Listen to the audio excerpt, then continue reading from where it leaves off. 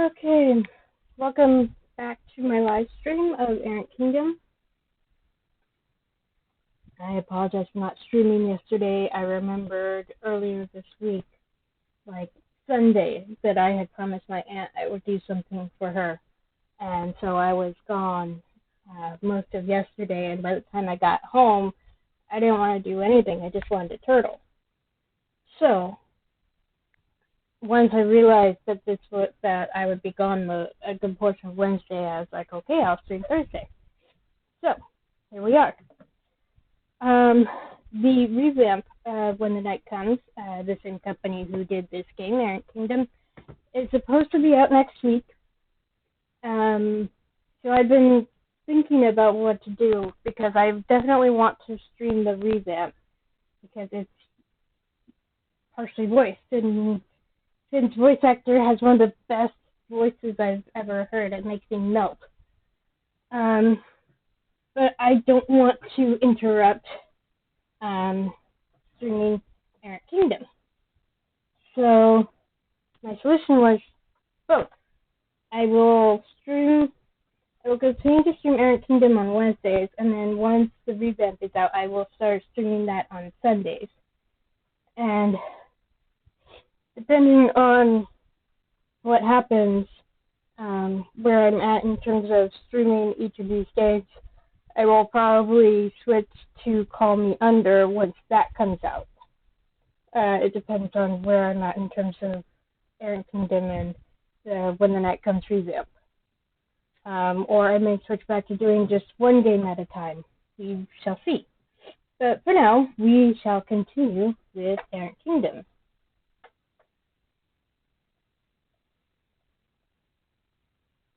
So we did the Night Chapter 1 last week, Ambassador Chapter 1 the week before, so this week we're doing the Nomad Chapter 1, Nesting.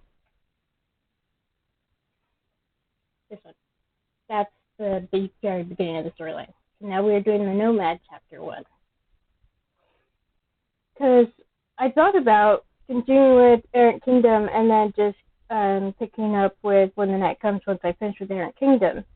Just the chapters that are released, doing each of them for each route would be, so we have up to chapter 5, I believe. I'd have to double check. So we're just finishing we're just doing chapter 1, so that'd be chapters 2, 3, 4, and 5. That's 4 chapters for 3 routes. So that would be 12 live stream sessions, because I'm going to chapter per session. So that'd be 4 sessions. The 3 routes would be 12 sessions total, which translates to doing them once a week, 3 months. Ain't got time to wait. I have been looking forward to the revamp ever since I realized what they were going to be doing with it. So that's why I came up with the solution that I did. But this also means that potentially there will be enough time between, it'll take me long enough to get through all of these, that by the time I actually get through the existing chapters, that the new chapters will be released before then. So then that would be even longer to get through Errant Kingdom. Whereas with When the Night Comes, there's 10 chapters total. So that's 2.5 months. So, yeah. So anyway, we shall resume with Errant Kingdom. So the Nomad has just arrived in Novus. Like the prologue was basically the Nomad arriving in Novus and trying to meet up with their contact. And then just trying to get the lay of the land. They have met all the potential romance options except one. And they will meet that romance option in this chapter. People who are following along should be able to figure out which romance option is missing. But for now, okay. This bed is incredibly comfortable, and I'm loath to leave it, despite the fact that the sun is streaming through my gauzy curtains obnoxiously enough for it to be well past midday. So late night into late morning. I contemplate reaching for the now tattered remains of my consciousness, so tempted to let myself melt back against the mattress, but I gather the strength to keep my eyelids open instead.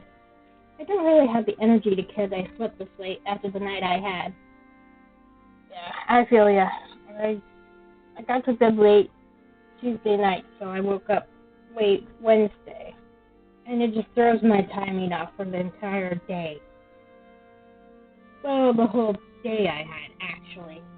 Stumbled back into town at stupid o'clock after my new colleague left me to fend for myself in the past gardens with a demon who clearly likes to play mind games, referring to Raiden and Lucian, respectively. I eventually fell into my bed just as the sun was beginning to peek over the horizon, so to say I'm exhausted would be an understatement. So the Nomad had an even later night than I did, because when I fell asleep on Tuesday, it was still dark outside. And I had to keep dogs from joining me because it was too bloody hot. Alas, I will prevail like the semi-professional I am. As I stare at the ceiling and count the cracks, I ponder what I learned yesterday. For Maja and Lucian to both be members of the court and yet still show interest in my presence here, despite the fact that it should unnerve them, proves to me that the whispers of unease with the monarchy must be true. Maja seems like an honest woman, someone who should be wholly committed to her cause, but she still looked at me with curious eyes instead of scornful ones. Well, a bit scornful, I guess, but I'm used to such reactions. No one tends to truly trust a spy, even if they don't know what we are upon first meeting. First with shady vibes. Then there's Lucian, who seems to simply exist. They might be an ambassador, but their interests seemingly lie in finding whatever best amuses them.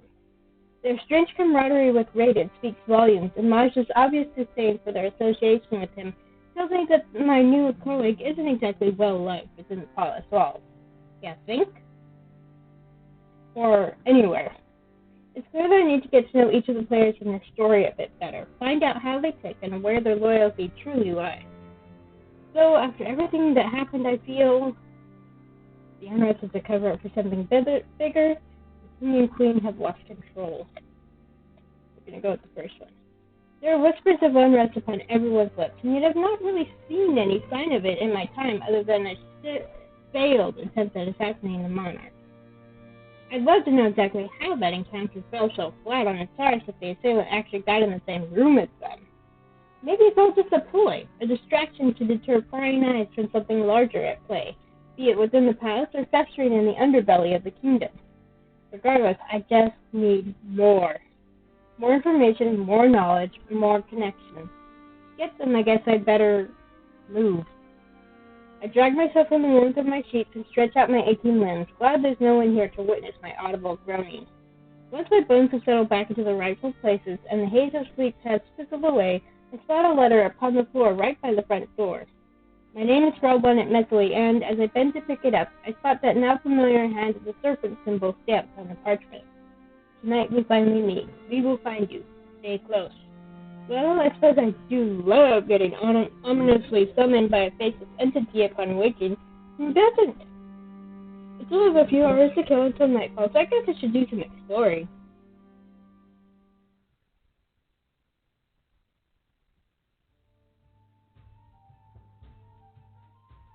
After endlessly wandering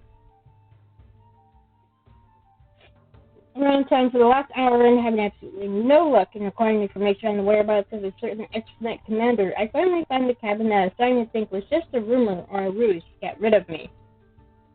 It's nestled among the lush greenery of the Novian woodland and is as secluded as one would assume, knowing Eric. I can't say I blame him wanting his peace, living as far away from civilization as possible. I experienced more than a few dirty looks and some surprisingly creative insults from the townsfolk I politely queried. His name is dirt to most of Novus's residents. As I veer off of the faint and dusty path that cuts through the grass and head towards the cabin, there's a familiar and imposing figure looming in front of the porch. The sun is hot and high in the sky today, the thick canopy of trees doing little to protect the forest floor from its unrelenting rays, and Eric is resplendent beneath its shine. So we're getting this 3 times. Bless you, devs, for giving us this. It paints his bare tan skin and settles in the scarred recesses of his muscles as he lifts the axe high, swings downward with deadly precision. Between that whole display and the burnished bronze of his hair where it hangs loosely over his shoulders, he's golden, the epitome of a gilded hero fallen from grace. I inch a little closer, not wanting to startle him when he totals at the hefty would-be weapon, and I circle around to his side to make sure I'm in his eye line when he spots me. I wave quickly with one hand, keeping it close to my side, and he near jumps out of his skin, face quickly scrunching up into an impressive and actually kind of terrifying frown. What the bloody hell is going on here today? It's like a fucking Vithrian parade. Are your king and queen lurking in the bushes too? Might as well invite them at this rate. Bring the whole kingdom to the party. I stared him black-jawed, not really knowing how to respond, but I have no fucking idea what he's talking about. I'm sorry? He grunts, and when he holds the head of the axe, I lose my train of thought for a moment, his knuckles bleeding ivory from the force of his grip. It would appear that I'm in high demand with you Vithrians today, is all. Oh yeah? Like who? He waves it off. Just the 2 new palace recruits. Interesting. What are they doing sleeping around the relics of Eric? I thought the thieves and noble types stay safe in the pretty palace. So this tells me that the ambassador and knight's visits have already happened when Nomad shows up. I like to think that it goes ambassador, knight, Nomad for visiting Eric. I see. What are they like? He grunts and looks down at his crinkled nose at me. Nosy. I grimace, the word like venom as it rolls off his tongue. Now, who do I have to kill for telling me where I live? Much as I love to pry and ask him who else to be basking in his wonderful, cheery presence today, his temporizing arrow at me tells me I probably shouldn't push my luck. I'm a spy. I just know these things. He scoffs and adjusts his grip on the axe before throwing it at the chopping block, the blade nestling dead center on the battered stump. Oh boy. Ugh. Competence. Ooh. Right. Sure. I have a weak smile in the hope that it might awaken at least a sliver of kindness in him. He just rolls his eyes and reaches for a crumpled shirt that rests in the grass at his feet alongside a bunch of daffodils. So, yeah. Rue and the night have been by.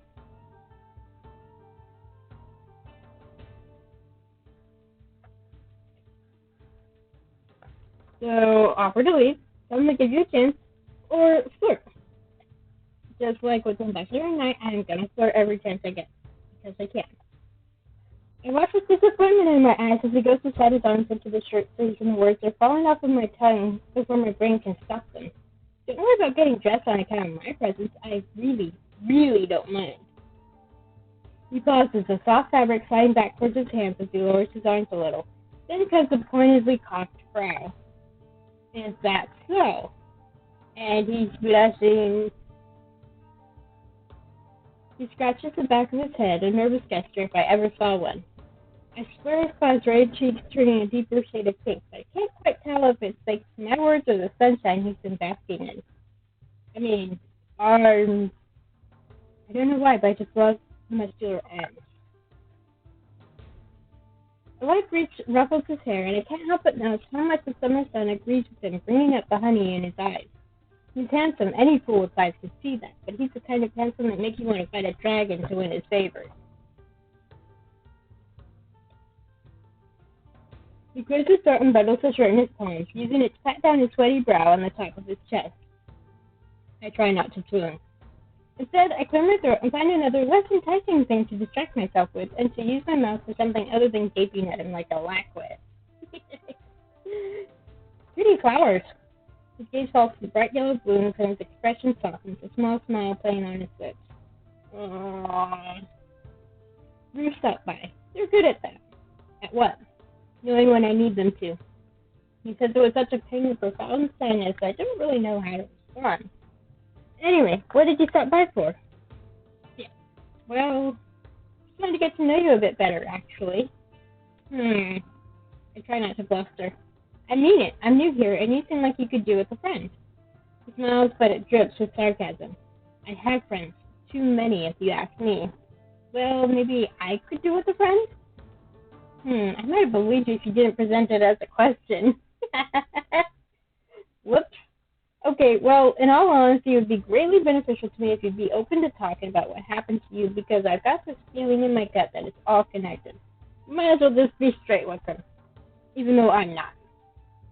Besides, again, his eyes drop into the pile of chopped wood that lies in a messy pile at his feet. Your gut, Then he smiled at me, well, smirking, really. I'd be lying if I said I wasn't a man who often trusts the suggestions of my own gut. The sweet smell of success is in the air. Could just be sweat, actually, but either way. You'll let me buy you a round or two in the tavern and pick your brains? I promise not to do too much digging. He laughs at that, clearly disbelieving. I don't blame him, I guess. Nasreen, you do love to make promises I suspect you cannot keep. What's one more friend with questionable morals? I'm certainly no worse than Raiden. Look, I'll answer your questions if you can actually truly promise me that you won't use whatever I tell you to hurt anyone I'm fond of. As slippery as he is, I trust Raiden with my life. Can't say the same of you yet. And who exactly are you fond of? He wears his arm up between his teeth and lets out a great big exhale. Few people, Nasreen, but you already know who they are. What do you want to know? Do you worry that they're ever going to try and pin this whole thing on you? I don't want to overstep, but I want to figure this out. It's way too much of a coincidence that I was positioned here and then that happened. He clicks his neck and rolls his shoulders as he contemplates his response. I don't think they'd have concocted this whole mess just to try and get my neck on the block if that's what you're implying. Plus, it's embarrassing for them. It shows weakness in their ranks and kingdom. They had their chance to try me as a traitor and get rid of me, and yet for some reason they'd let me keep my head. At what cost? Looking for minutes. I'm double checking my notes. Where did I put my notes? There's my notes.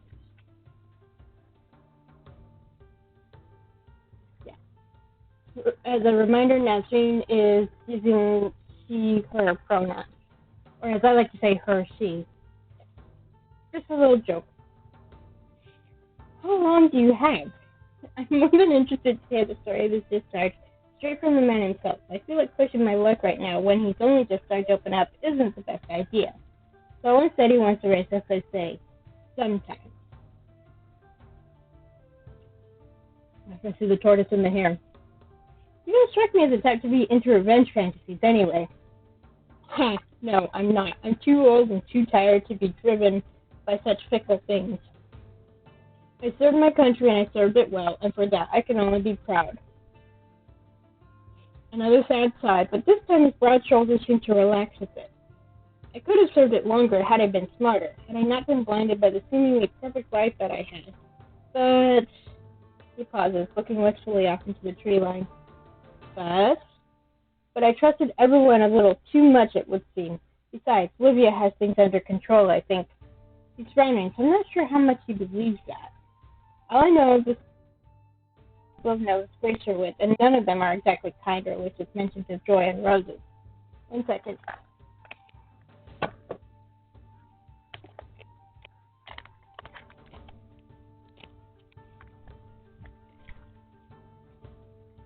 My headset was dying.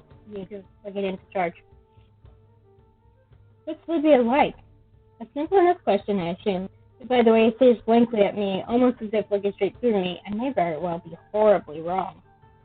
But then he smiles, a real, fond smile that lights up his whole face and quickly makes me see just how much Livia means to him. Oh.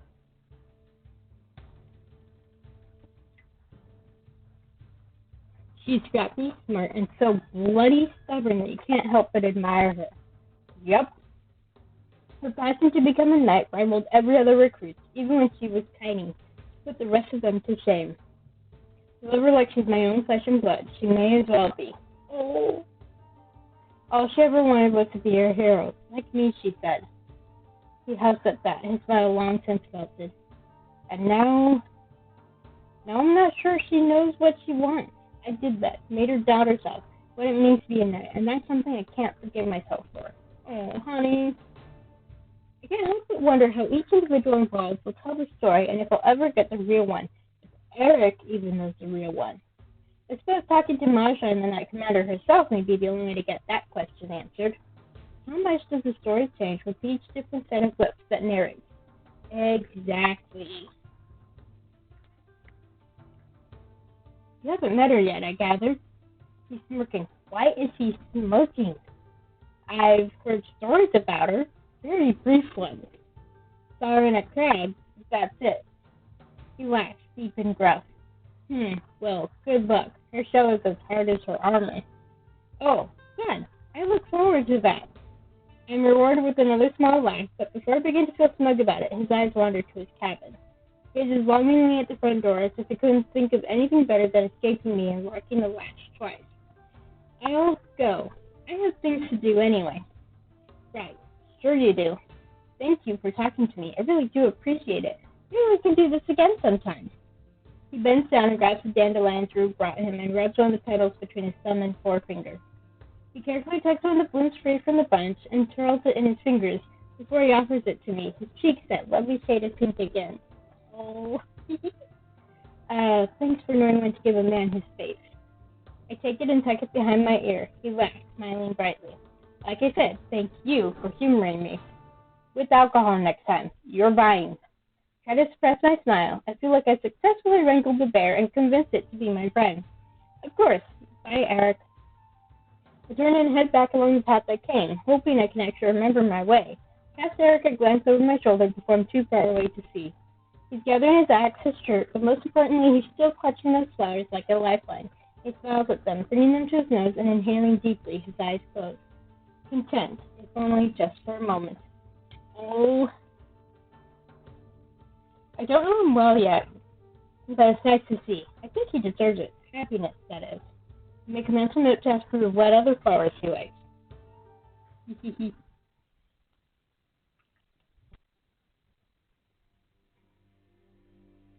second I stepped foot outside the forest, a now familiar figure slides into view. What's this then? They go right for the flower I'd forgotten was still nestled behind my ear, and I swat at them playfully, quick to remove it and tuck it into my pocket. They offer me a knowing smile, a soft thing, and then they stick their tongue out at me. Spoil sport. You're brave. I like to think so, yes. They giggle, and they seem far more relaxed than they did yesterday. No cloak to hide beneath, and they're grinning wide and openly cheeky. He must like you. You were gone longer than I expected. Takes most stragglers off his property at first glance if they're unlucky enough to stumble across it. So you were spying on the spy. How unconventional. They rock back and forth on their heels and offer me a wink. Just a smidge. You're welcome, by the way. For what? They shrug and conjure a single dandelion from thin air, twirling it between their fingers. So, plying him with alcohol and flowers was the way to his heart then. Good to know. Rue laughs and tucks a bloom behind my ear, pinching my cheek. Always list the spirits. You'll have to tell me your favorites. You know, you've got an advantage being as wily as you are. You're honest, I think, and that'll get you far with the likes of him. Raiden is already fond of you, so that's enough for me to want to watch your back. I scoff at that. He seemed fond enough to leave me in a formidable spot between a demon and an archmage last night. Rue crinkles their nose playfully, and their grin suggests that they're already well aware of that little indiscretion. He's just playing his games like everyone else around here, but he's a smarty pants. Everything he does has its purpose. So we could go diplomatic, harsh, or cunning. We're of course going to go cunning because that's what nomads are supposed to be.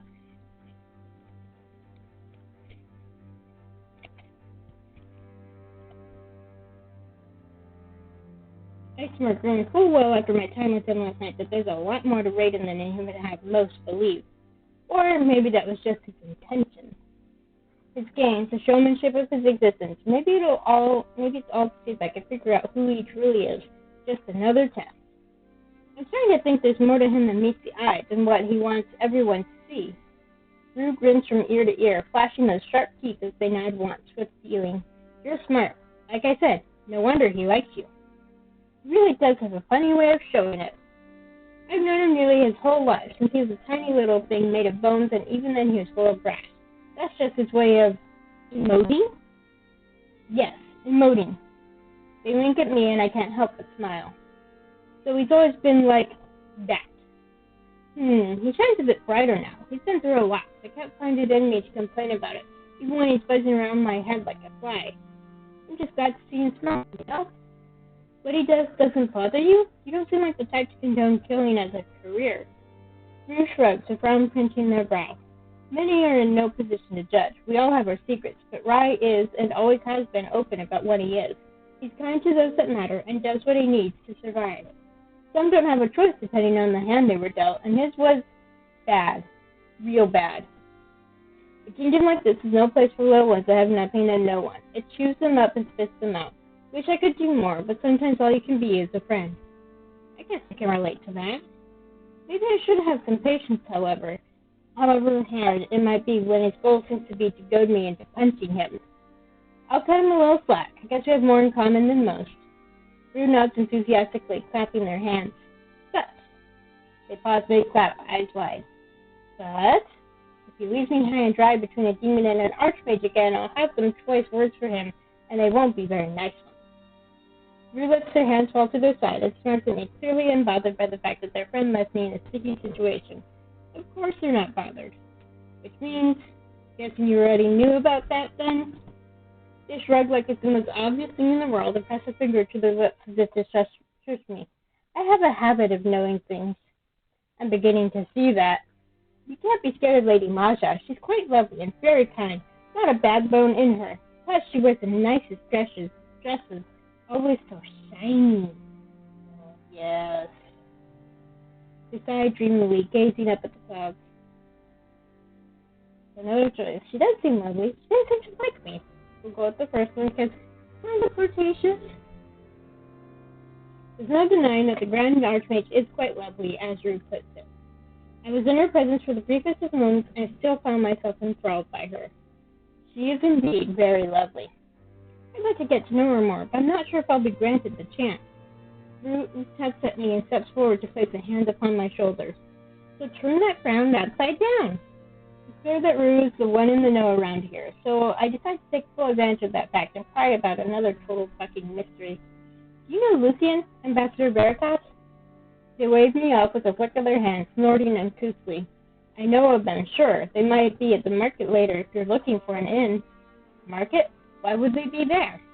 I imagine Lucian in their gilded garb, strutting around the market with the normal folk, has me wanting to laugh. Even in their human form, they stick out like a sore, beautiful thumb. Yup.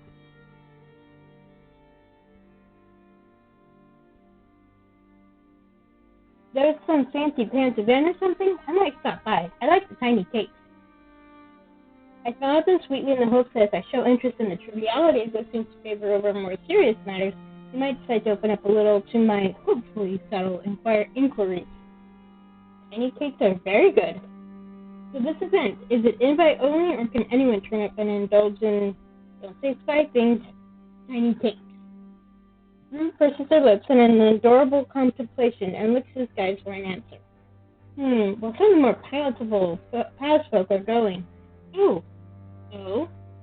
Lady Maja is too. It's not strictly nobles only, it's just in the market after all. I'm sure Raiden will stop by. He's good at swiping as many snacks as possible. They always make them so expensive when the nobility attends. We had a picnic in the woods with all the crap we pocketed last time. He passed out from overindulging and I got to finish his half. They're grinning from ear to ear as they finally recall their exploits with my wily comrade in arms. Raiden overindulging? How unsurprising. Well, if Raiden is going, or has in the past, then surely it would be rude for a newcomer like myself to not attend. Perfect opportunity to introduce myself and rub shoulders with those I might need to prod for information, right? I could go with you. I wouldn't mind keeping you company, and of course we're going to flirt. I smile at Rue, studying the complete and utter ease in which they hold themselves, joy exuding from every pretty pore. I hate to say it, but I'm charmed. I don't need to pretend to want to bask in their company, and the information I could gather at such an event would be a pleasant bonus to enjoying some time with them. How about I keep you company and we go together? They cock their head and grin, dark eyes sparkling in the mid-afternoon sunshine. How big are your pockets? I snort, watching their grin waver as they try to stay serious. Big enough to hold plenty of miniature baked goods. The peal of laughter that escapes them is delightful and makes my lips curl at the corners. They then shove their hand at me, wiggling their fingers invitingly. Very well, it'd be an honor to have you accompany me, Nazarene. I take their hand and feel a subtle warmth spreading from their fingers through mine. An agreement, a magical one that lingers long after they withdraw their touch. I stare down at my hand for a second once Ruru relinquishes it back to me and swiftly gather my wits. Right, so tonight then? They straighten their arm and point at me. Meet you in the square come sundown. Then they regard me in a way that I call scrutinizing, nose crinkled and lips pursed as their eyes rake from the tips of my toes to the top of my head. You want to look a little less shadowy. Want to poke and prod at people anyway. Fitting in is part of the game, right? So I guess I'm not as subtle as I thought in my attention span. Duly noted, less shadowy garb coming right up. They grin. Great, alright, see you then. And with that, Rue is gone. Literally gone, as if they floated away on a breeze, and I'm left standing at the edge of town on the bridge, pondering my existence. Time for a mission Be Less Shadowy to commence. There we go.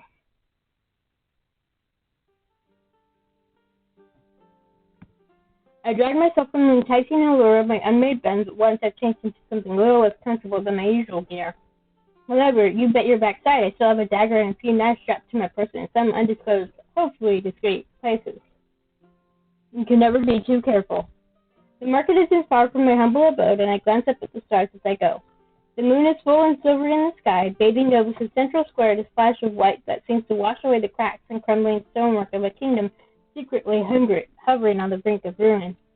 To any passerby or fleeting visitor, Novus might appear to be somewhere you could settle and live out the rest of your days in peace, as opposed to some of the shabbier places on its outskirts. However, I can see it for what it really is, and I think I might get to witness it laid bare tonight, if airs peel back with that rotten core on display. I could be wrong. It's happened in the past, but my gut is solid and stubborn as a rock, and I'd be silly not to trust it. No kingdom has a guild called the Hand of the Serpent, and has no secrets. As I near the market, I steal a glance at the castle where it glistens like a beacon in the distance, and an unwelcome shiver rolls down my spine.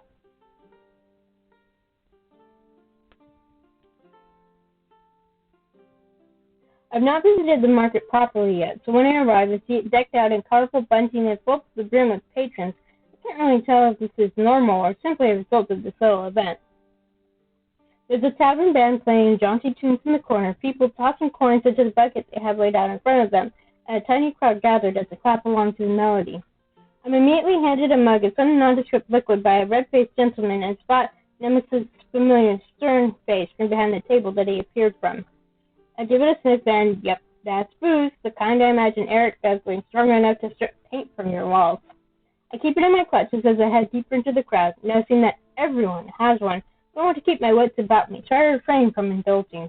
Out of nowhere, a noble, who I'm sure is the ambassador from yesterday's speech, approaches me and looks me head to toe in a slow drag.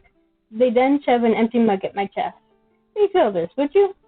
I stare at them blankly and try to get my head around the audacity of their order and the clear assumption that I might be one of their faceless, bumbling servants. But before I get the chance to tell them to kindly fuck off, fellow countrymen or not, they're whisked away by a gentleman in armor who pauses to apologize. Yep. That was the Vitrian ambassador. So I don't know if people remember the Chapter 1 playthrough of the ambassador route, but we saw this from the ambassador's point of view, and now we're seeing it from the Nomad's point of view. So that is Cedric. Terribly sorry about that. These nobles, am I right? I open my mouth to respond, but the gentleman pats me on the shoulder, nods, and then swiftly disappears. Nobles indeed. I brush it off and decide to take in the sights as I try to find the ever-elusive Fae I'm supposed to be meeting, but there's no sign of their unmistakable orange locks. Guess I'll prevail alone. There's an abundance of interesting stalls, some stocked to the brim with well-crafted weaponry, others glistening with gems and jewels that would look good lining a thief's pockets. I turn a corner, and it's then that I see her, the Harbinger, the Angel of Death, Novus' very own Black Knight. Knight Commander Olivia Vasile.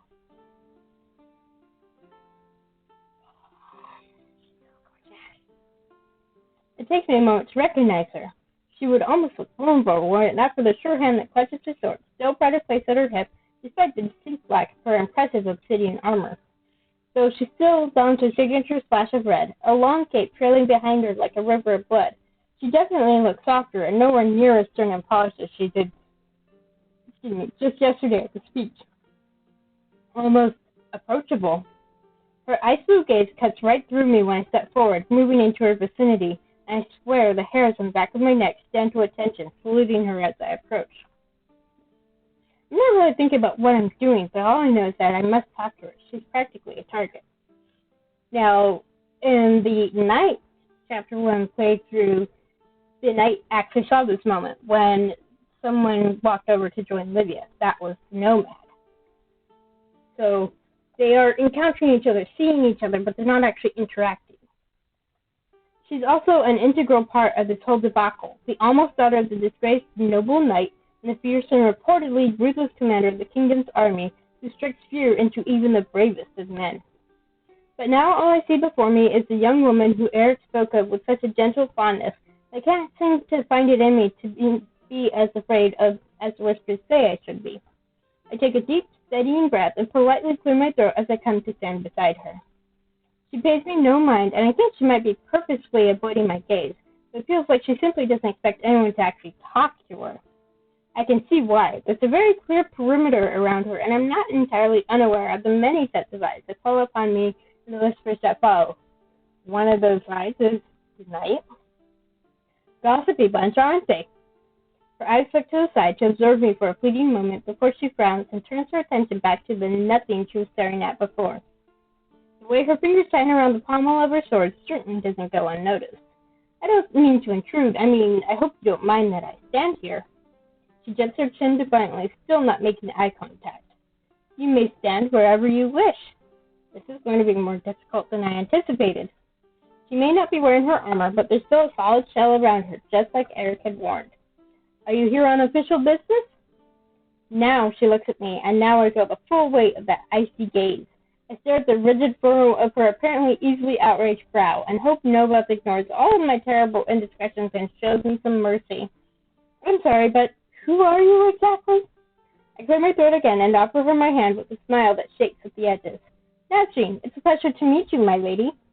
I almost tell her I've heard so much about her from dear old Dad, but I quite like that sword to stay where it is. She stares down at the awkward limb like I've shoved a rotting cat in her face, but after a little contemplation, she gives in to societal conventions and shakes. Her hands are soft, but sword callous, and her grip is firm. Livia, but I assume you already know that.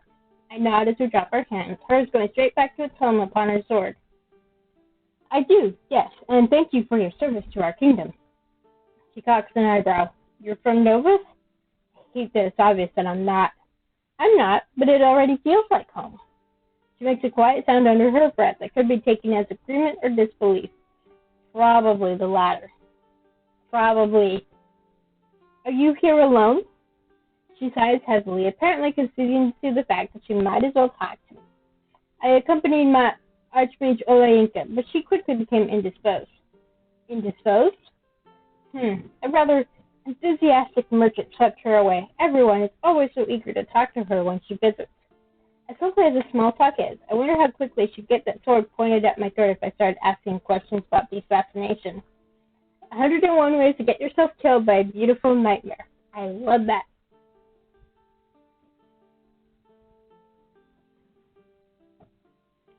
I even screen capped this. Just because I love that.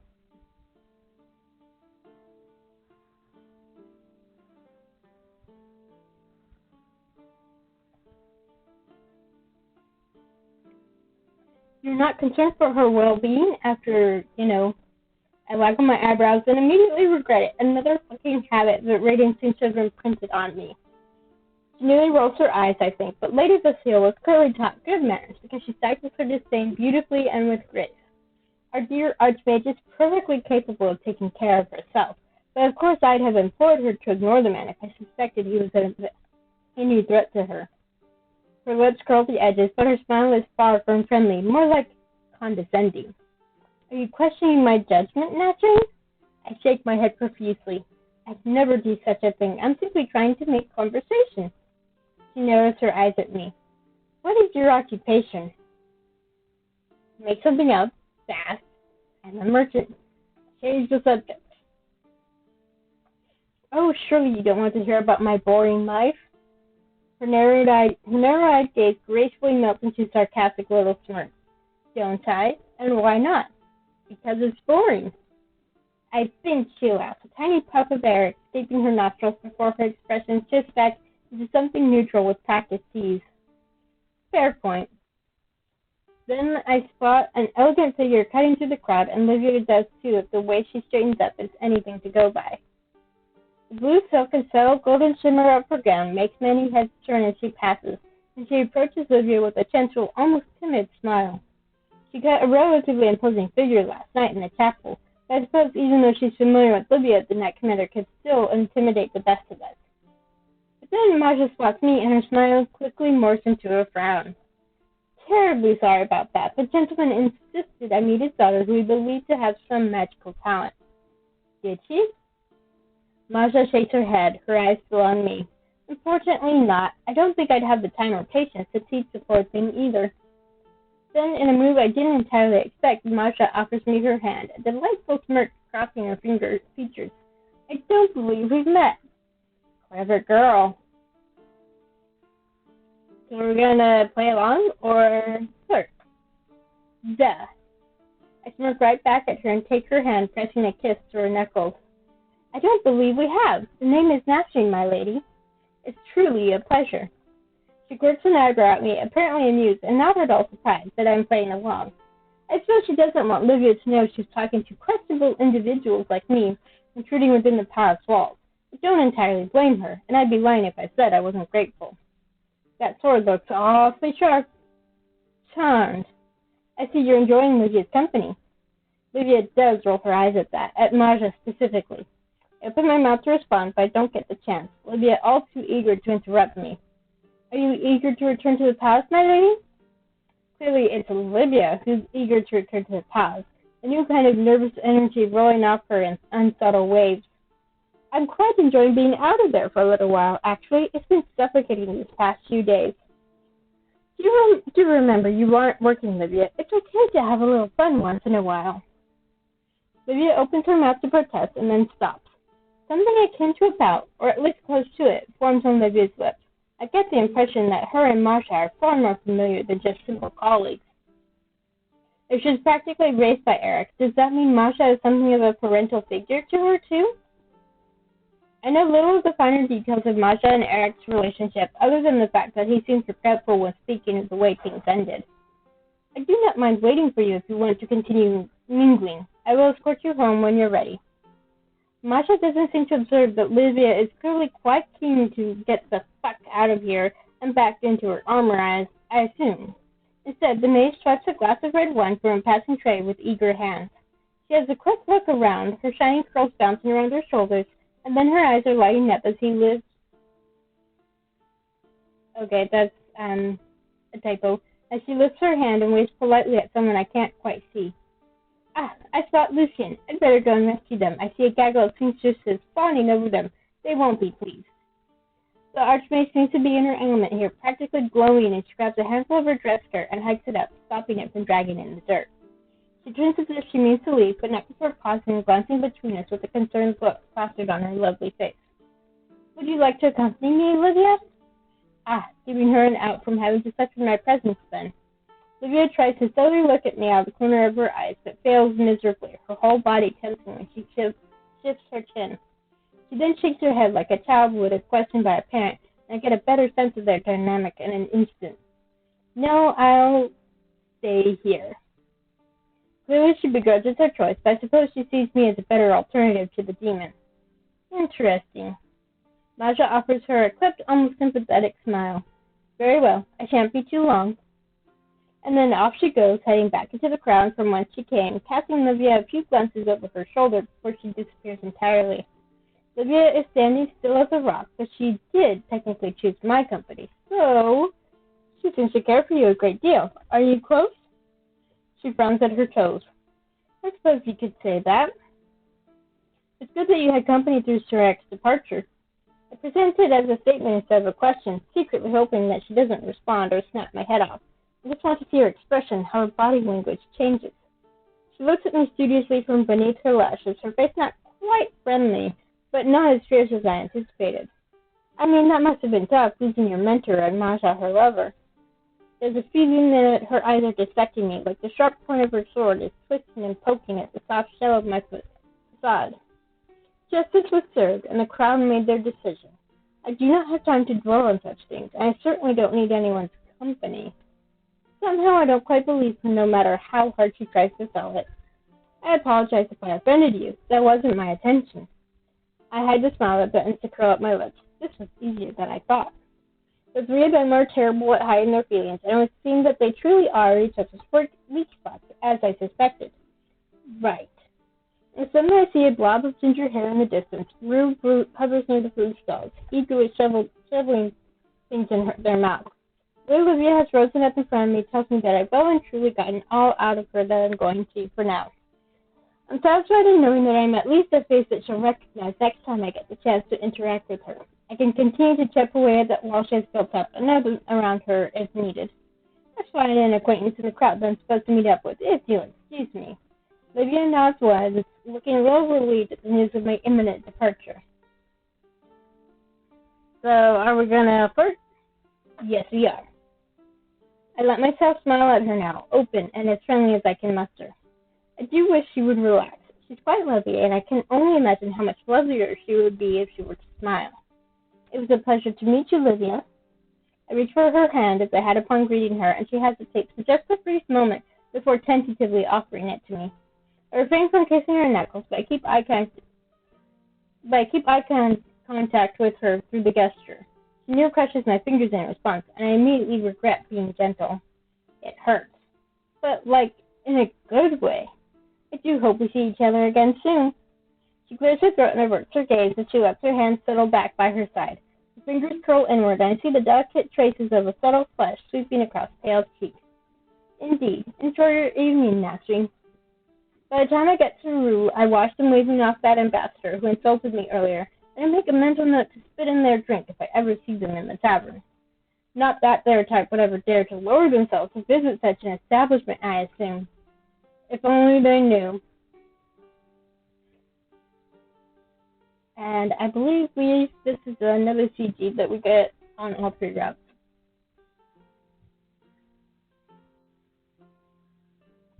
Rue is seated in a little alcove, pointing teeth bared in an impish grin. Well, looky here. Someone finally decided to show up. I've been here long enough to have a conversation with the Knight Commander, actually.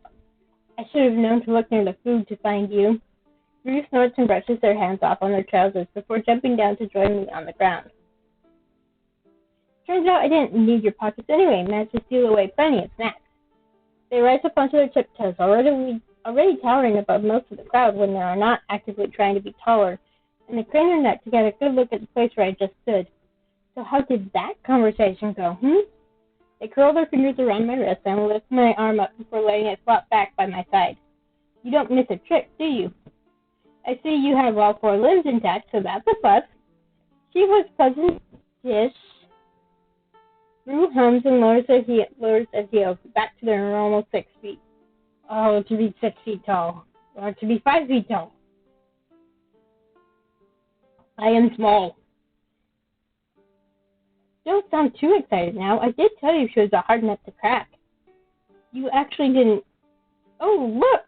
They began flailing their arms, waving at someone I can't see or don't recognize. Clearly it's someone they're much more fond of than me, because they waste no time in pushing past me and looking like they're going to sprint off. Alas, before they desert me, they spin and grab me by the shoulders, tongue firmly stuck between their teeth. Have fun, all right? Go talk to important people. Plenty here for you. And then they're gone in a blur of green and orange, and maybe even a little fairy dust. Typical. I drag my sorry self back to the crowd and decide I might just sink into the shadows and do what I'm best at, eavesdropping and avoiding human interaction. That sounds good to me.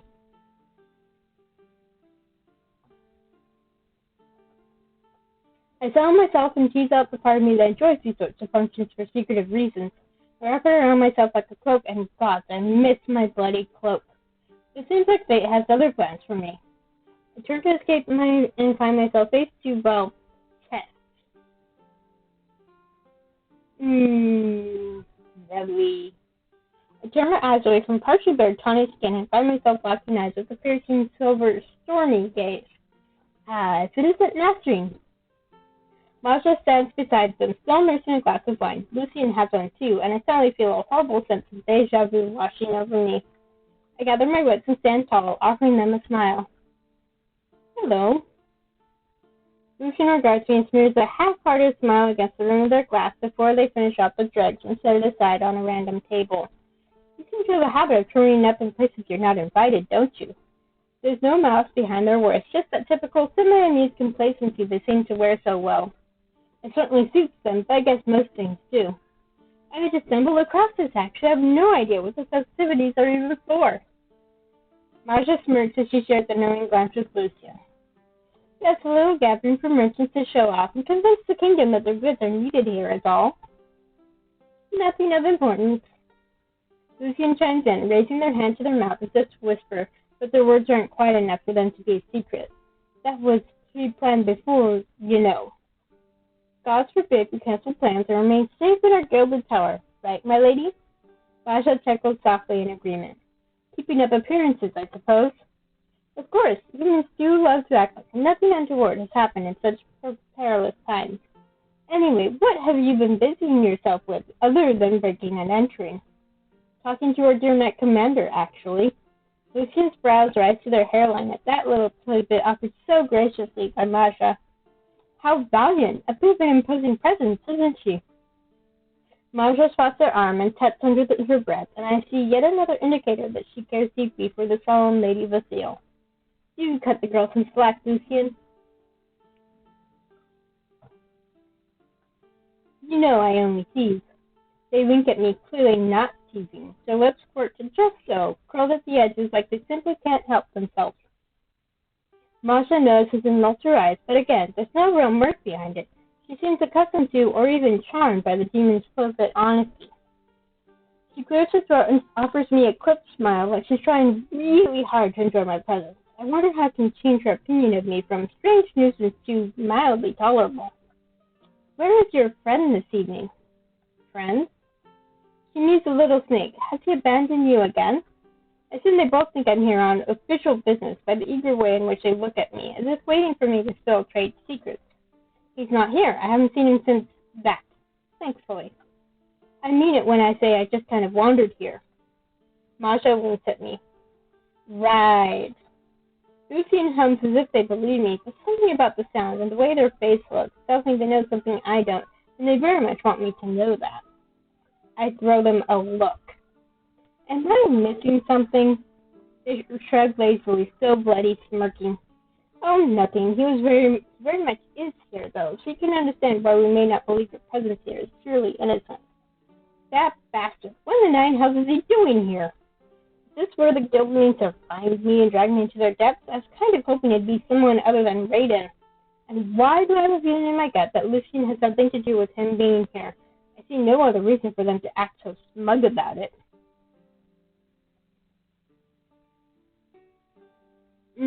This is a good one. I'm not sure. You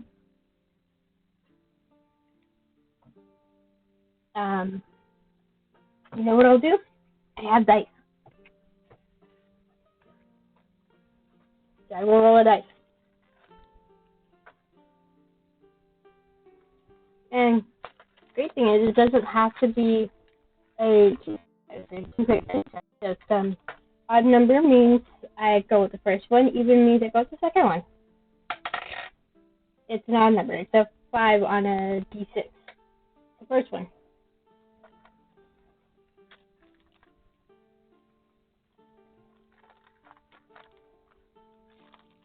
Okay.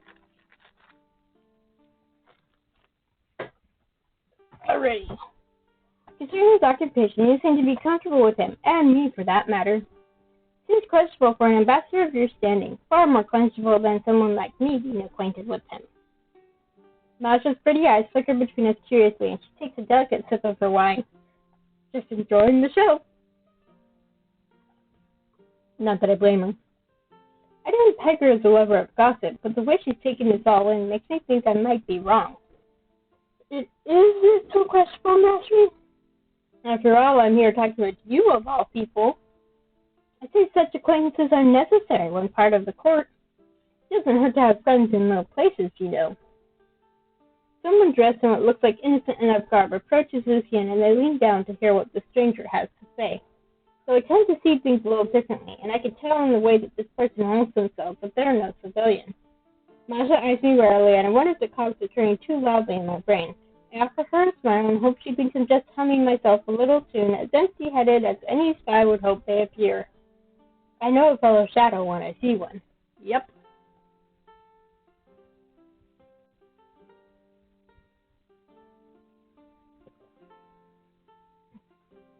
Lucian nods to the stranger when they're done whispering in their ear, and they scuttle off into the crowd as quick as a flash. Do excuse me for just a moment, will you? I'll be right back. They turn on their heels and glide off in a cloud of shimmering gold fabric and silky black hair. I rise up onto my tiptoes to see if I can watch where they disappear to, but my view is hindered by a shock of blue and gold. My lady.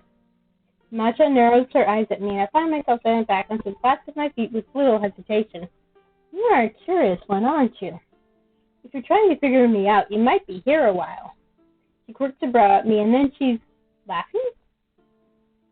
Hi, yes, you do get this every time. Gosh, so gorgeous.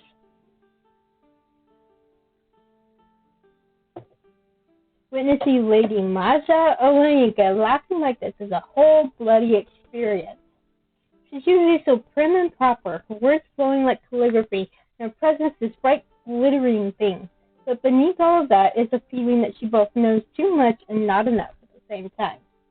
So to see her laugh like this, hearty and loud, her eyes crinkling at the corners, is something that both unnerves and settles me. Maybe she said too much wine, or maybe I'm really just that funny. It's probably the former.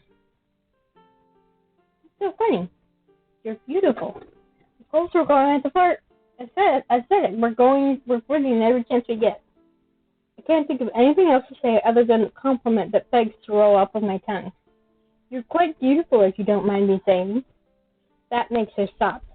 A light flush kisses her cheeks, but Lady Masha is certainly not coy when accepting compliments. That face is solidified when she smirks at me. And you're quite the charmer, aren't you? I shrug. I'm glad my very poor effort impressed you, but I promise I can do better than that. She has a laugh, throwing the end of one of her tiny braids around an elegant finger, her expression inscrutable. Who am I kidding, anyway? She's a lady of the court, the grand fucking archmage. I don't stand a chance. We shall see. I hardly even noticed Lucian returning, but then clearing their throat lures me from my little daydream. My apologies, just a silly little matter that needed my attention. Is everything okay? Lucian sighs heavily, looking around as if seeking something or someone. Everything is fine, my dear. However, Olivia does look quite ready to leave. There's practically steam coming out of her ears. They tip their head in Olivia's direction, and as so as they can be when they look like that. Masha grimaces, looking a little guilty. I shouldn't have asked her to come. She isn't one for socializing with those she doesn't know. I'd say she was quite pleasant to me, actually. They both look at me as if they don't quite believe me. I don't blame them. I mean, she was. Maybe she's just on edge. I know I would be if my job was to protect the kingdom and people had just tried to off the royals. Lucian nods in agreement, but Masha simply sighs, staring back at Olivia with sad eyes. You're right. I shouldn't push her at times like this. I suppose I just... She pauses, clearing her throat, as if she's realized she's on the verge of saying too much in bad company. Lucian rests a hand upon her shoulder. Go on. I'll stay a little longer to keep up appearances. Masha gently taps their hand with her own, puts herself to rights, her sadness fading with alarming ease, like someone's pulled a curtain over her so she could seamlessly melt back into that starry facade she's protected. That's something else I like, is this friendship between Masha and Lucia.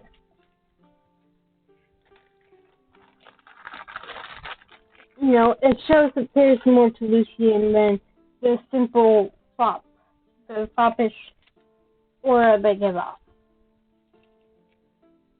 And later on, we do see a little bit of Lucian's friendship with Livia. Like, they may drive her crazy at times, but they still respect each other. And he may say things that are somewhat... I'm not sure how to put it, but despite some of the things that they say about Livia, They clearly respect her. And the skill and capability that saw her promoted to Knight Commander so quickly. Very well. You're too good to me. Lucian snorts, patting her shoulder once before withdrawing their touch. Indeed I am, but you never know when I might call for a favor. Now, off you go. Farewell, Lucian, Nasreen. Masha gathers her skirt and curtsies at me, her gaze lingering on me long enough to tell me that she's got her eye on me. Yeah, I just wanted to double check that I've been pronouncing Nasreen's name correctly. I have. Maybe there's still hope for me yet, because before she turns, she winks at me, and I can't help but smile. Lucian chuckles heartily, ensuring my attention doesn't stray from them for too long. You really are dipping your clever fingers in many pies, aren't you? Well, yes. My eyes widen, and I can't help the sharp spark of laughter that bursts forth.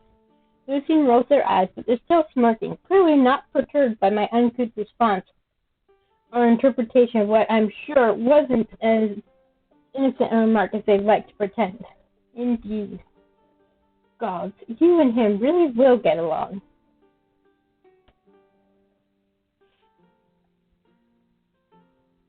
Okay.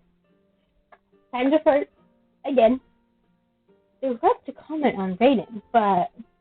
And what about you and I? Will we get along? Lucian purses their lips, offering me a wicked smirk that makes me glad I was bold enough to ask. As intimidating as both their otherworldly attractiveness and presence in general is, I still find myself compelled to impress them. You'd be an idiot if you didn't want to. Their aura is both enthralling and terrifying, and certainly not scared of dangerous things. Oh, are we not already getting along? I open my mouth, but no words come out. You might have to spell out what you mean, I'm afraid. They're smiling, and my cheeks grow hot under the weight of their gaze. They know exactly what I mean. They just like watching me squirm. Duh! I can't say I'm mad about it. How coy of you. They laugh, throwing their head back, their long hair cascading in silky waves over their shoulders. I don't think anyone's ever called me coy before. Then Lucian's eyes flick to something or someone over my shoulder, narrowing briefly. I feel him nudge my shoulder with his own before I see him. All right. Talk a la devil. Have I missed anything interesting? I stare him down, a little taken aback by his casual appearance. I see no armor or leathers, just a simple tunic with an indecently unbuttoned front, a rather impressive scar cutting right across the middle of his chest. If it wasn't for his obnoxiously white hair, then he might even blend in. But much like me, I'm sure he's still armed to the teeth. Were your ears burning, little snake? Raiden frowns at the demon and puts his Odian robe. No. Then I spot Layla looming close by and realize it's probably time for us to go on whatever backwoods mission the guild wants me rubbed into. She's frowning at us quite profusely as Raiden nicks a tiny cake from her passing tray and pops it in his mouth, swallowing it in one bite. I elbow him in the ribs, but he doesn't flinch, and I keep my eyes focused on Lucian. Raiden, do we need to go somewhere? Lucian rolls their eyes. Please. Don't act like I don't know exactly what horrible little misdeeds you three are about to get up to. They wink, their smirk dripping with wickedness. Go play with your daggers in the dark.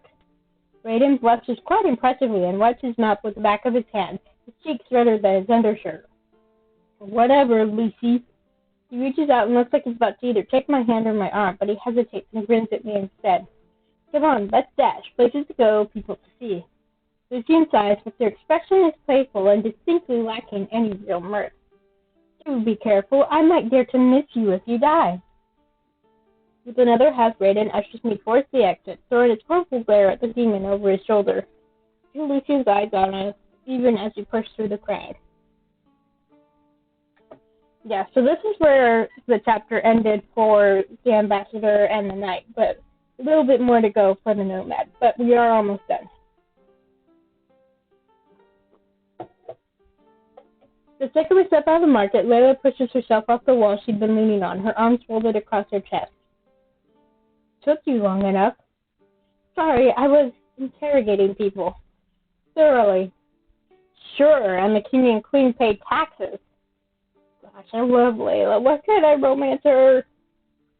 You look at home there, though. I'll give you that. You can't get near the Knight Commander without... Because you fancy her. Layla clears her throat and rolls her eyes.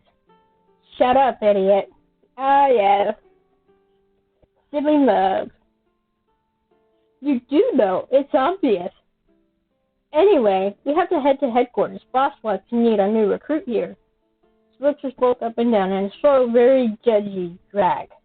You gonna change or what? Plenty of nasty things up there that are to catch you all casual like that, right? Raiden slaps his hands to his chest and keeps them there. I don't need any armor, and I'm sure Nazreen doesn't either, right? He looks at me with wide eyes and then winks, clearly dying for me to agree with him. Right, I think? Layla House, on the verge of losing her shit with both of us by the look of that vein on her forehead. Whatever, you're not my responsibility, so I'm not sure why I care. I'm taking the forest path. Got a bounty to collect on my way. Raiden shakes his head and sidesteps so he's closer to me, his warmth sinking through my clothes where he presses tight to my arm. Underground is quicker. We'll meet you there. The way Layla quirks her brow at him has me feeling like I should suggest going with her, but before I get the chance, she's spinning on her heel and striding up, muttering something laced with curses under her breath. She is truly so done with him, and I love it. I look at Raiden and he's grinning, clearly unbothered by her annoyance. What's Layla's deal, anyway? You mean her horrible and sad backstory? Exactly, we all have one, right? He frowns, apparently not entirely enthused about indulging me. Not really my place to say, but it's certainly not a secret. They call her the Raven. It's told that bad luck crawls her wherever she goes, and well, I hate to agree with bullshit like that, but it's kind of true. Her wife was murdered by an assassin. She went on a revenge rampage of sorts. Besides, looking a little guilty. Our guildmaster found out about her and promised to help her find the killer in exchange for her services, but that was years ago. She doesn't give up, though. Aww. So if her wife was killed, and she's crushing on Olivia, does that mean she's lesbian? I mean, there's nothing wrong, but it would kind of explain why she's not a romance option. Because that's the thing with the romance options is they're bi. And it's okay if a character's not, but it limits options, so yeah. Anywho, that's rough. Poor Layla. Raiden shudders as if he's shaking off the sadness, and then that smile is back on his face. Anyway, enough of that. Are you ready to see my underground kingdom? Your what? He bumps my shoulder again and begins walking backward, his eyes not leaving mine, not even for a second. Come on, it'll be an adventure. I sigh, supposing I have no better option, as I have no bloody idea how to get there without him. I don't fancy ignoring my first important summons as an official member, either. You said that last night, then you left me. Thanks, by the way, for that. Aw, don't be like that. I did you a favor. We begin to walk down a side alley nestled between the crown and the blacksmith.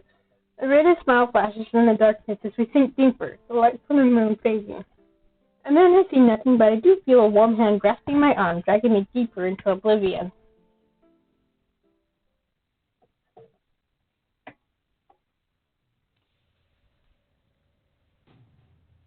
When Raiden had claimed he was taking me on a journey through his underground kingdom, I've been more than a little skeptical. And, well, I know the skepticism is a healthy trait, because now I find myself ankle deep in what is probably, definitely sewage. The sheer scale of passageways that run beneath the kingdom distracts me, but nothing could possibly be more distracting than the smell. Mind the puddle!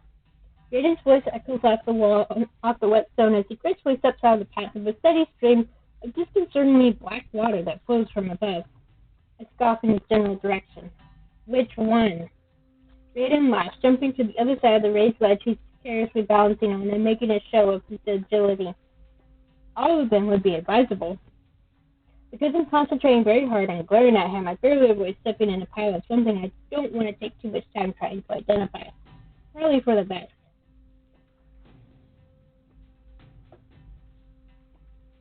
Hearing my very heavy sigh, Raiden finally stayed still long enough for me to catch up to him, grinning at me like the fool I know he is. Something wrong? I decided to just pick one thing from my long list of things that Nasreen is presently annoyed about. What should I be expecting from this meeting? Do I need a briefing beforehand? Should I be scared for my life? Scared for... No, nothing like that. You'll just once again look at you as all. Seems reasonable considering they snapped you up without meeting you, right? I shrugged. I'm just a little apprehensive. I don't know you, or Layla, or anyone, really. I don't want to think it, but it could all be part of the game, a plan to trick me. He rolls his eyes and clenches his fist and fixes me with a stern look. You really think you're that important, huh? This kingdom is filled to the brim with all sorts of Nazis that we're trying to stop. We're here to stop. Our purpose might be to kill without question, but we protect the people. You a friend or foe, darling? So this is a good conundrum. I'm nobody's friend. I'm not sure yet. I just want to make a good impression.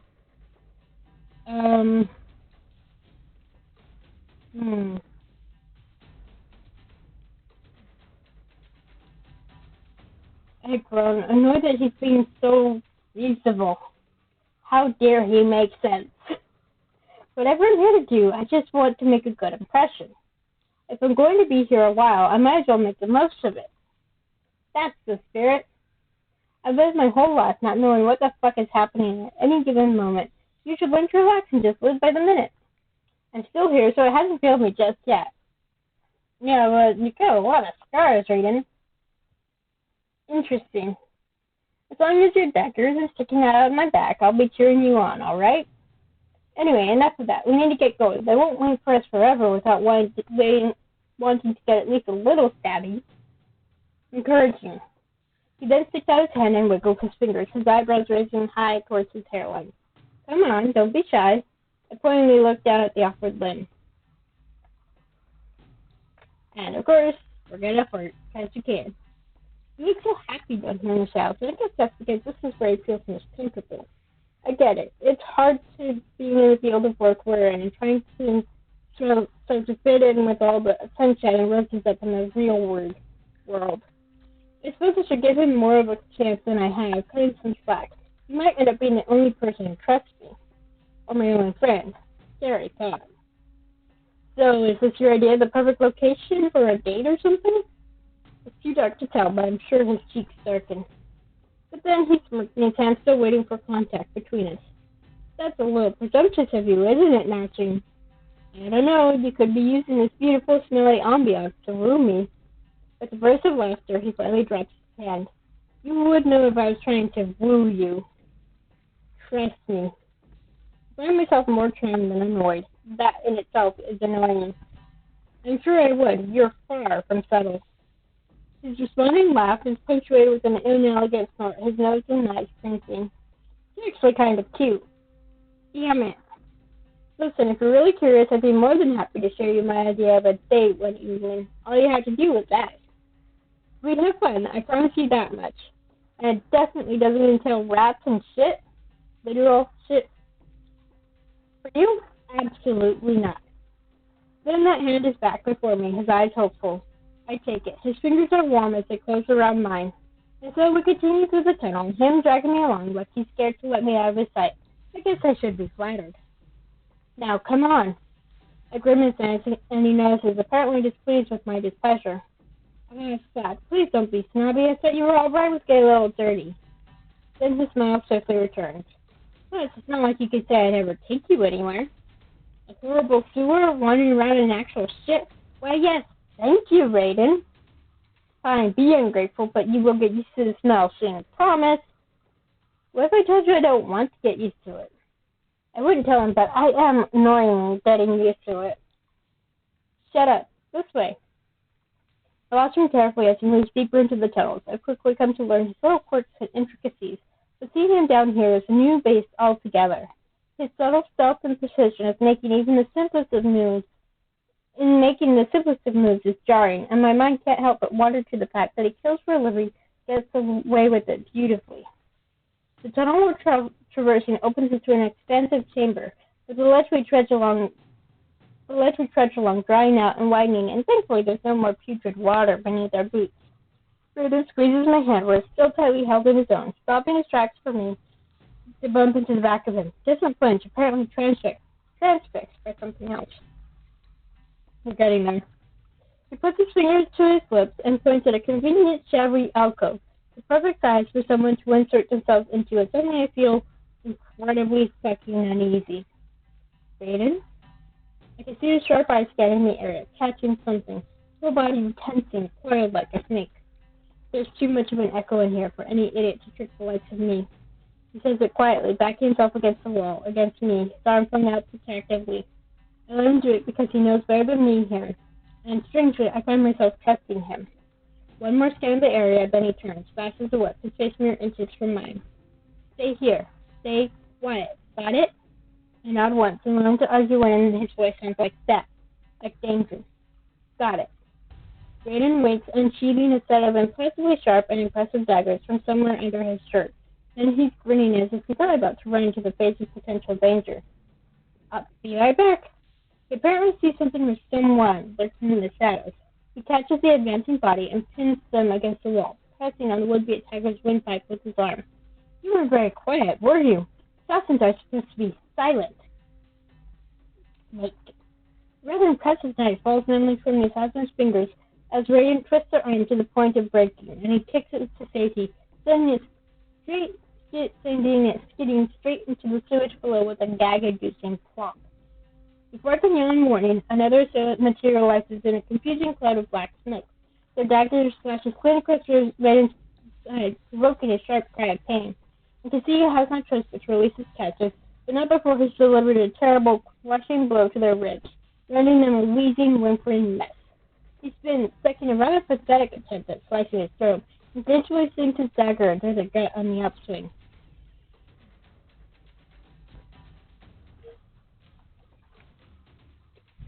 A fine spray of crimson coats his face and his white hair, and Raiden smiles at the sound of his blade withdrawing from the wound, his slowly dying body falling to the ground with a thud. The initial attacker steps forward, hunched over and attempting to lumber away. I quickly realize I have two choices. Step in and assist, or let him handle it. I mean, you're a snake ourselves. We gotta help, right? Even in the darkness, I can see his skin is losing its usual warm, tawny hue and turning pale from his blood loss. Step out of the shadows, my dagger already in hand, and my adrenaline spiked enough to make me forget the importance of my mortality. But before I can do much to help, he turns away from the attacker, and his wild, dark gaze meets mine. He shakes his head, and I stop in my tracks.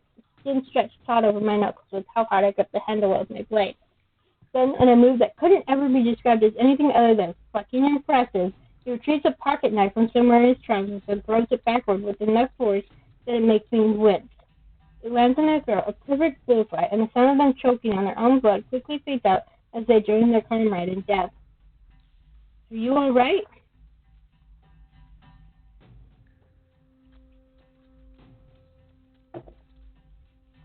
He doesn't spare the bodies of guts, hyper-focus as he stops, stumbles towards me, not even bothering to press his head to his wound. Am I all right? Raiden, you're bleeding to death. He has the gall to roll his eyes, smirking and waving me off like it's nothing. His skin is scarlet and sticky, decorated like some morbid painting. I get a quick look at the gash through the tear in his shirt and deduce that while it is horribly deep and nasty enough to scar, it's not a location that might have nicked any vital parts. Just a scratch. I've had worse. It's a flesh wound. He shrugs, but he's unable to hide the way he winces when he does so. Simon pushes his hand over his eye, probably to appease me in my violent glaring, rather than to actually attempt to stem the bleeding. Will you let me take a proper look, at least? He grins, but there's a slight wobble, one that it can't attempt to hide this time. I catch him when he falters, going to the ground with him and trying to ignore the fact that I can feel wastewater seeping into the fabric of my trousers. You just want to get my top off. You only need to ask, you know? I pointedly ignore his attempts at flirtation. Shut up and stay still. I peel his shirt away carefully and push it up to his armpits, and Raiden hits his bloody poke at the wound. His stomach is absolutely littered with scars, the most I've ever seen on any human. He swats me away and pulls himself upright with a sorrowful groan. I've got it. I can see your scars. I don't think you've got it at all. I haven't learned much in the way of effective first aid in my time as a spy, but I have seen many a comrade get stabbed or slashed. So I rip a sliver off the bottom of my shirt tied tightly around his middle. The fabric quickly turns crimson, but it'll do until we can find something better. I'm sure he has had worse, like he said. I point at the litany of messy, jagged scars that circle his belly button. Looks like a child was let loose on his flesh with a blunt dagger. You should take more care of yourself when wounded. Maybe take up sewing? He laughed at that, immediately regretting it if the yelp of pain is anything to go by. I noticed him idly feeling with the jagged tooth that hangs from the string around his neck. He looks awfully vulnerable for the first time since I met him. I can sew just fine, thank you very much. He runs his bloody fingers over the large scar that starts out at his jaw and cuts through his cheek. See? He's clearly lying. That one is far too perfect for you to have fixed it up. He snorts, wincing but still smiling. You're smart. I'd never risk messing up this handsome mug. So you admit you're shit at sewing then? Never said such a thing.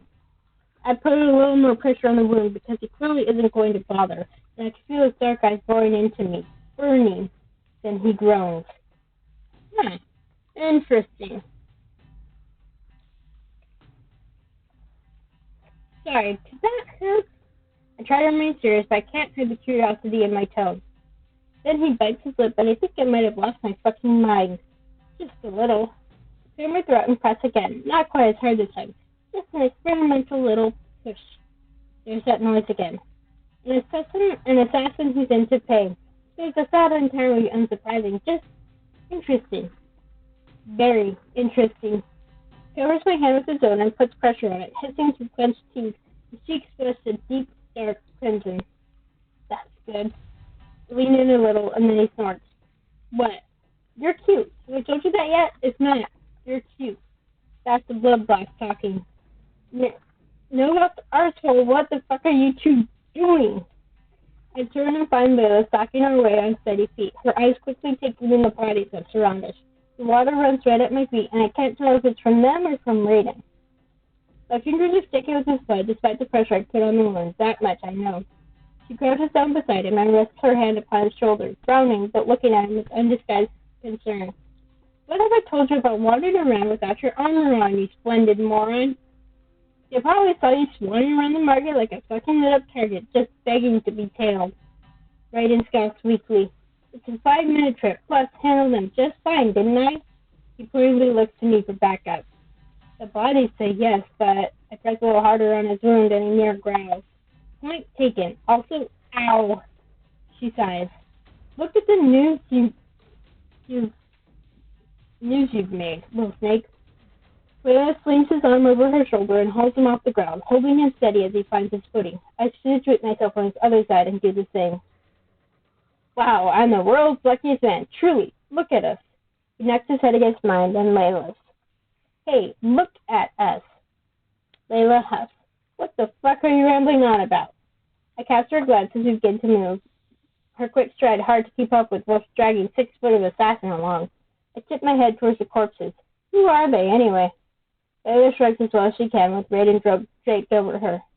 Some lowly mercenaries looking to make a quick buck, probably. This happens often. How often?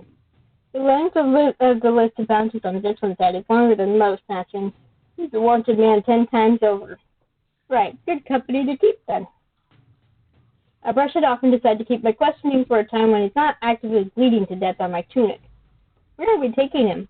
We'll patch him up back at headquarters. We're well equipped for this and more, funnily enough. I scoff. Of course they are. Am I going to lose points for turning up with their best assassin in this state? I scared Raiden, who is now hunting some terribly out of tune melody, a sorry glance. Layla laughs, shaking her head. He's gotten himself into far worse states than this, my friend. There's nothing to worry about. Everyone who knows Raiden is well aware that he's capable of getting into trouble without anyone's assistance.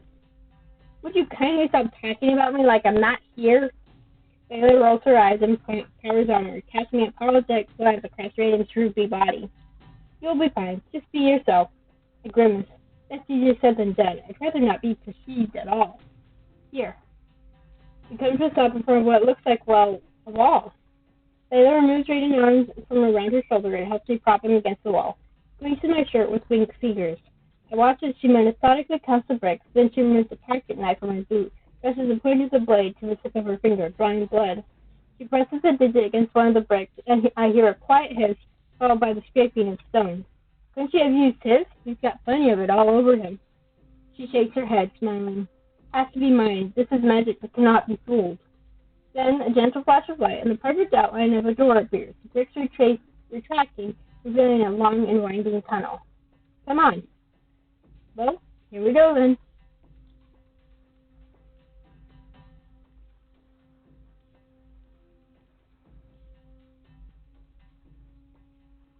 And end of chapter 1.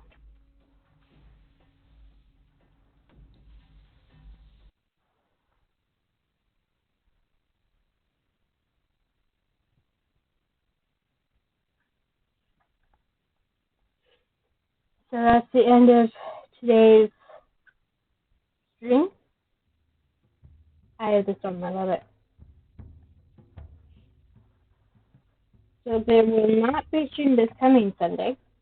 There will be a stream next Wednesday, provided nothing happens to push that back.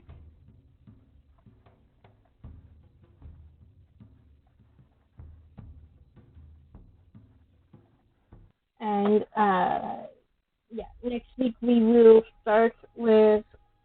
do Ambassador Chapter 2.